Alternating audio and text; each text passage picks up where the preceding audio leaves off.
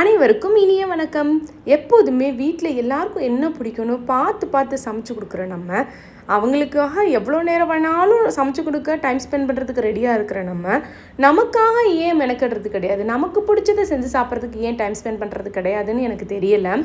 முன்னே நான் அப்படி இருந்தேன், இப்போ அப்படிலாம் இல்லை. எனக்கு பிடிச்சதை செஞ்சு சாப்பிட்றதுக்கு நான் நிறையாவே இம்பார்ட்டன்ஸ் கொடுக்குறேன். ஏன்னா நமக்குன்னு வரும்போது சிம்பிளாக ஏதாவது பண்ணிக்கலாம், இப்படி தான் நம்ம நிறைய நினைக்கிறோம். கிடையவே கிடையாது. நமக்கு பிடிச்சதை செஞ்சு சாப்பிட்றதுக்கு தயவு செஞ்சு முக்கியத்துவம் கொடுங்க. அதுவும் ஒரு சந்தோஷமான ஒரு விஷயந்தான்.